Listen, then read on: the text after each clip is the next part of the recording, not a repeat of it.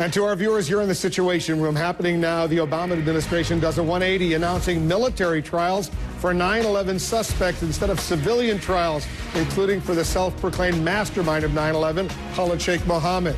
Also, fierce fighting in key Libyan towns, with rebels claiming to have one oil port city surrounded, government forces on the defensive. We're going there live.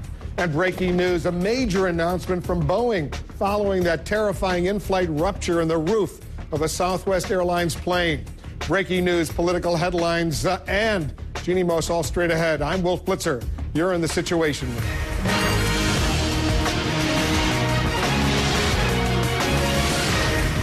A major reversal by the Obama administration today, folding in the face of stiff resistance in Congress. The Attorney General Eric Holder now says Khalid Sheikh Mohammed and 4 other 9/11 terror suspects will face a military trial at Guantanamo Bay rather than civilian trials in the United States as the administration wanted. Let's go straight to our White House correspondent, Dan Lothian, who's working the story for us. This is an issue the president strongly campaigned on after his inauguration, an issue he addressed immediately, but now a major reversal. That's right, Wolf. This was a campaign promise. It was an issue that attracted a lot of voters. White House spokesman Jay Carney today was asked about this being a failure of the administration going back on a promise. He sidestepped a lot of those questions, but said that there was a lot of congressional opposition and that the president really wanted to make sure that justice was brought as swiftly as possible. President Obama's Gitmo policy was set in stone before he ever walked into the White House. President, I will close Guantanamo, reject the Military Commissions Act. We are less safe because of the way George Bush has handled this issue.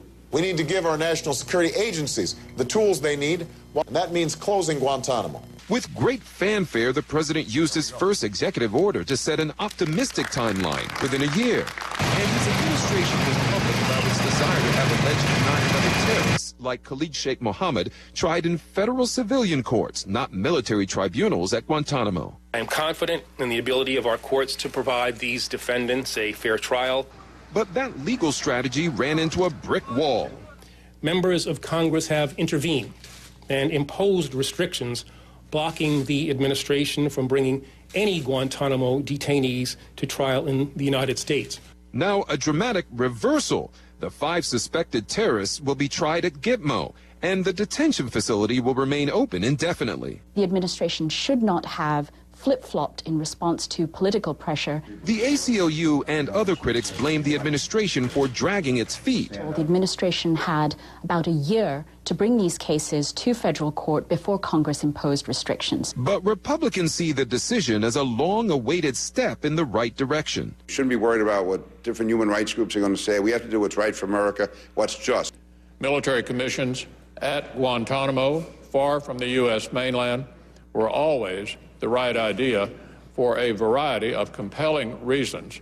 Attorney General Holder now says he has full faith and confidence in the military commission system, a system critics call illegitimate, flawed, and untested. Shouldn't be a political matter. Points shouldn't be made on this issue.